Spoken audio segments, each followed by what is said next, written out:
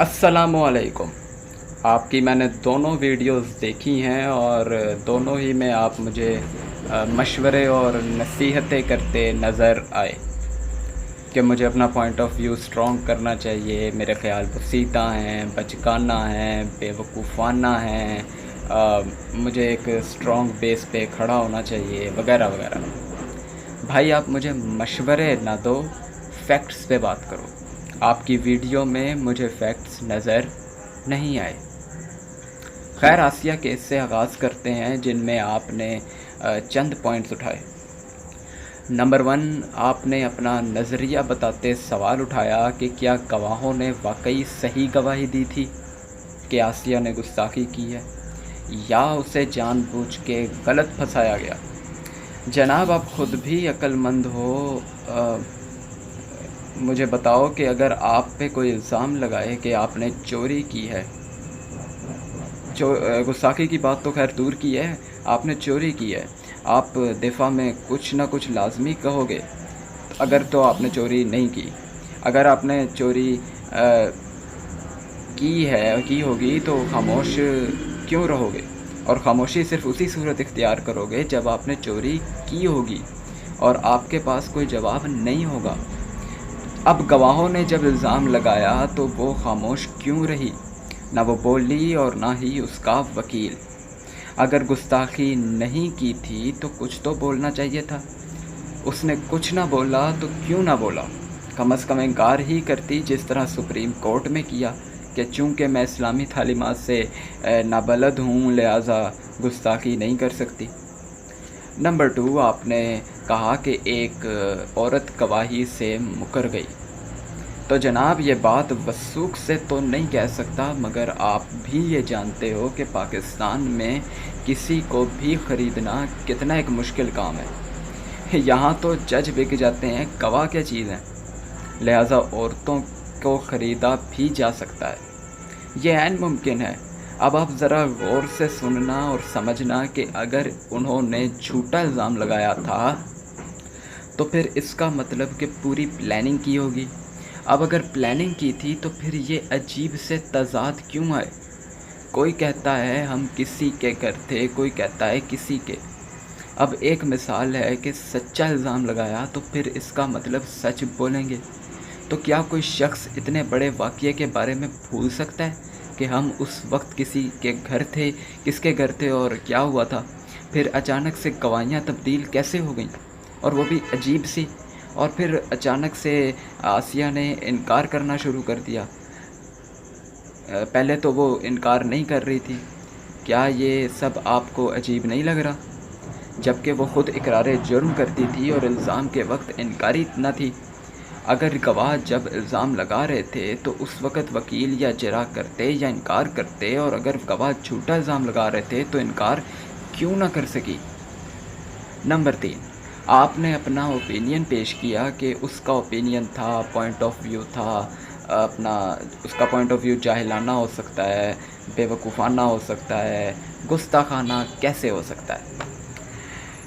इस तरह तो ईसाई भी गुस्ताख हैं क्योंकि वो हज़रत ईसा को अल्लाह का बेटा कहते हैं।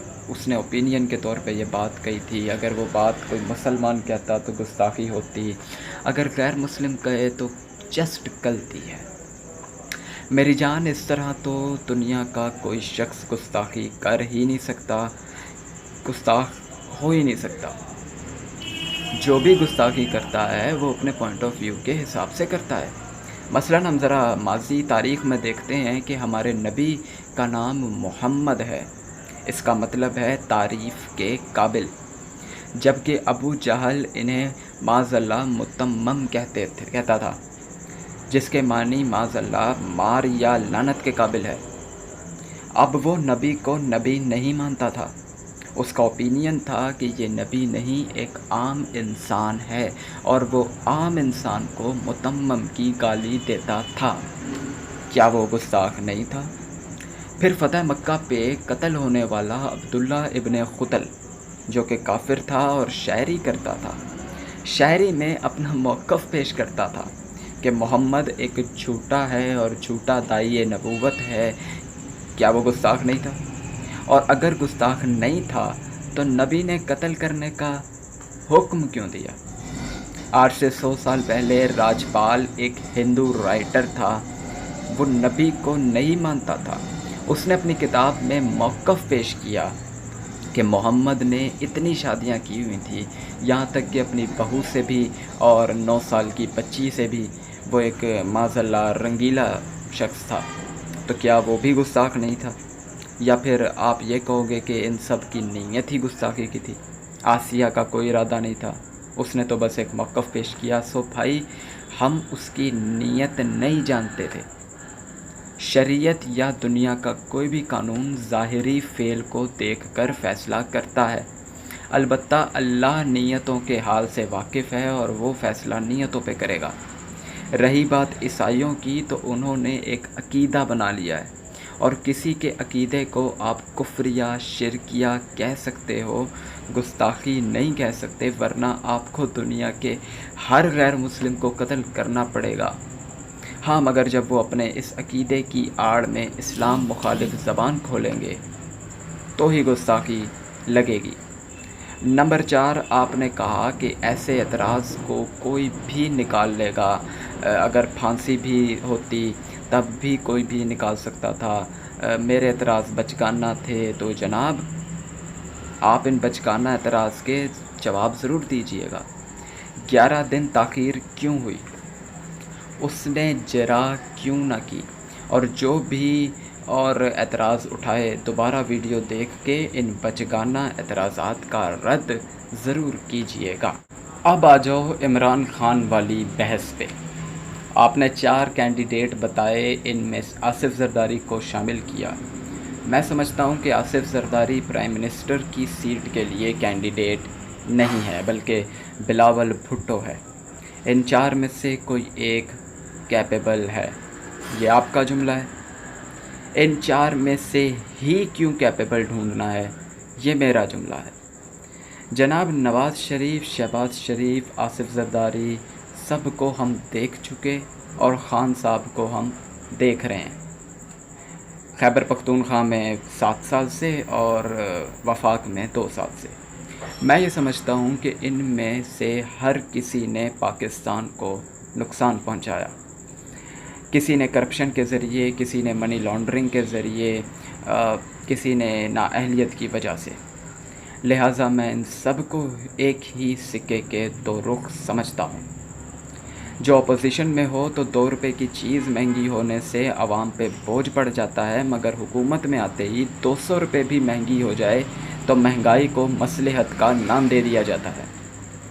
अपोजिशन में जो चोर, डाकू, कातिल लग रहे होते हैं, हुकूमत में आते ही बेहतरीन इत्तेहादी बन जाते हैं।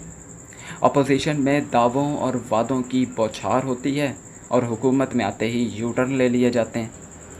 खैर, वीडियो की तरफ आते हैं कि आपने मेरे ओपिनियन को कंफ्यूज कहा कि एक तरफ मैं इमरान खान को ईमानदार कहता हूँ, दूसरी तरफ नाअहल। या तो ईमानदार कहूँ या फिर नाअहल। जनाबे वाला, आप मेरी मिसाल समझे नहीं। ज़रा तफसील से समझा देता हूँ कि एक बढ़ई जो बहुत ईमानदार है, उसे सिलाई मशीन पे बिठा दे। अब उसे सिलाई मशीन चलानी नहीं आती क्योंकि वो एक बढ़ई है। वो जितनी मर्ज़ी ईमानदारी दिखाए, वो कपड़े नहीं सी सकता। उसके बरक्स एक करप्ट दर्जी है, बेशक वो करप्ट है, मगर बढ़ई से बेहतर कपड़े सी लेगा, क्योंकि बढ़ई कपड़ा सीने के बजाय बर्बाद कर देगा। इमरान खान और बाकियों में भी यही मामला है कि इमरान खान ईमानदार तो है, मगर उसे हुकूमत चलानी नहीं आ रही। यही वजह है कि हमें चोरों के काम नज़र आ रहे हैं, मगर इमरान खान का दिफा तक मुश्किल होता जा रहा है। मैं किसी की करप्शन का दिफा नहीं कर रहा, ना उसे सही कह रहा। इंसान का ईमानदार होना ही काफ़ी नहीं है, उसे वो काम भी आना चाहिए जो वो कर रहा है। I hope now you understand. और मैं कंफ्यूज नहीं हूँ। अगर मुझसे ओवरऑल पूछें कि कौन बेहतर है, तो मैं सबको एक ही सिक्के का 2 रुख बताऊँगा, और ये बात वीडियो में पहले भी कर चुका हूँ। اگر آپ ان 4 میں سے ہی سب سے بہتر سلیکٹ کرنے کو کہو گے تو میں نواز شریف کو سلیکٹ کروں گا، کیونکہ اگر وہ کرپٹ بھی ہے تو اس کے دور میں ملک کم از کم پیچھے نہیں گیا بلکہ آگے ہی گیا ہے، جبکہ عمران خان کے دور میں ایمانداری کے باوجود ملک دیوالیہ کے قریب ہے۔ اگر عمران خان ملک کو آگے پیچھے کرنے کے بجائے صرف اتنا کرتا کہ ملک سٹیبل رہے، جی ڈی پی 5.2 رہے اور باقی چیزیں بھی، تو میں اس کی سپورٹ کر سکتا تھا، مگر میں ایسے شخص کو کیسے سپورٹ کروں جسے حکومت چلانی نہیں آتی؟ آپ مجھے بتاؤ کہ مجھے بائک چلانی نہیں آتی، اور واقعی نہیں آتی، کیا میرے والد صاحب مجھے بائک چلانے کو دیں گے؟ نہیں دیں گے۔ کیوں؟ کیا انہیں مجھ پہ بھروسہ نہیں، یا میں ان کی بائک چوری کر کے لے جاؤں گا؟ بائک نہ دینے کی وجہ ہے کہ مجھے بائک چلانی نہیں آتی، میں ایماندار ہوں اور ایمانداری سے ان کی بائک واپس بھی کروں گا، مگر کس حالت میں یہ آپ امیجن کر سکتے ہو؟ اس لیے وہ مجھے بائک نہیں دیں گے۔ تو جب ایک بائک ہم ایسے شخص کو نہیں دیتے جسے بائک چلانی نہیں آتی ہو، تو ملک تو بہت بڑی چیز ہے۔ آئی ہوپ میرا موقف سمجھ گئے ہوگے۔ اس کے بعد آپ نے میڈیا کی بات کی۔ آپ کی بات کا مفہوم تھا کہ میرا موقف بھی میڈیا کو سن کر اور سنی سنائی باتوں پہ یقین کر کے بنا ہے۔ میں آپ کو کچھ لنکس ڈسکرپشن میں دوں گا، آپ وہ دیکھنا۔ They all are on governance of P T I. رہی بات میڈیا بیسڈ موقف کی، تو جو میں نے فیکٹس بتائے اگر وہ غلط ہیں تو بتاؤ۔ جی ڈی پی ریٹ کم ہوئی یا بڑھی؟ چیزیں مہنگی ہوئیں یا سستی؟ چوروں کو این آر او ملا کہ نہیں؟ چپڑاسی وزیر ریلوے بنا کہ نہیں؟ قاتلوں سے اتحاد ہوا کہ نہیں؟ اگر کوئی بتائی ہوئی چیز میری غلط ہے تو بتاؤ، ورنہ مانو کہ یہ سب واقعی ہوا ہے۔ اگلی بات جو آپ نے کی کہ جو شخص میرے نزدیک کیپیبل ہوگا وہ فرشتہ ہوگا، انسان نہیں ہو سکتا۔ آؤ میں آپ کو ایک انسان دکھاتا ہوں، ایک کیپیبل دکھاتا ہوں جو انسان ہے، اس جیسا انسان میرے نزدیک کیپیبل ہے، وہ ہے رجب طیب اردگان۔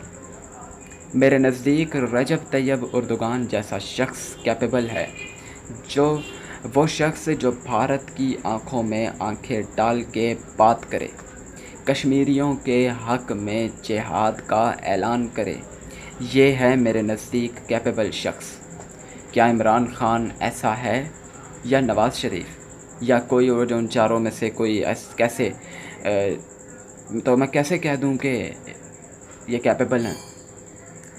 پھر آپ نے 100 دن کے اعتراض پہ آپ کا جواب معلوم نہیں، آپ کو سمجھ کیوں نہیں آ رہا کہ یہ بات ہر بندہ جانتا ہے کہ 100 دن میں دودھ کی نہریں نہیں بہنے والی تھیں، مگر شاید میرا محبوب قائد بھی یہ نہیں جانتا تھا اور وعدہ کر بیٹھا۔ اب تو 100 دن گزرے، 600 دن ہو گئے ہیں یار، اور آج سے 30 دن بعد 730 دن، 2 سال مکمل ہو جائیں گے۔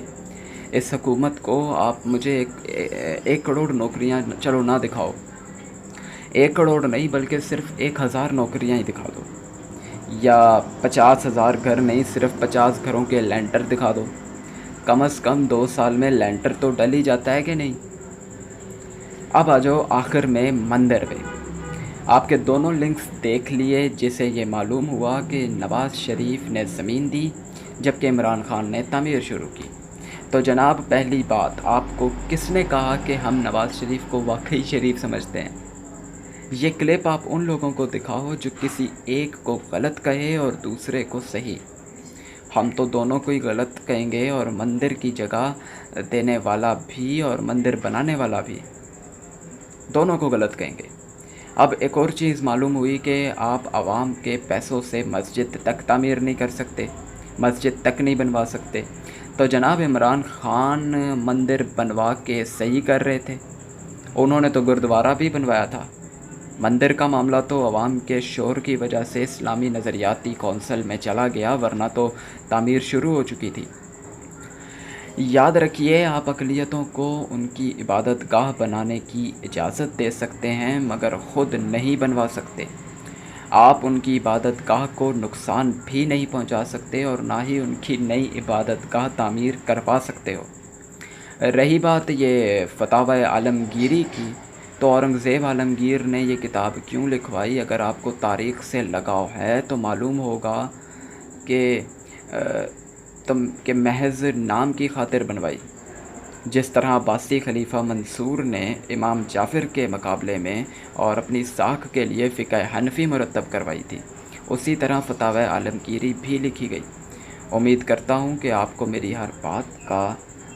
ہر بات کا جواب مل گیا ہوگا، اور آپ میری ویڈیو پہ اعتراض اور نصیحتوں کے بجائے فیکٹس پہ بات کیجیے گا۔ آپ کو میری ویڈیو بورنگ لگے یا انٹرٹیننگ، اس میں میں کچھ کر نہیں سکتا۔ گفتگو میں کوئی غلطی، کوئی کوتاہی ہو گئی ہو تو معافی چاہتا ہوں۔ وآخر الدعوانا السلام علیکم ورحمۃ اللہ۔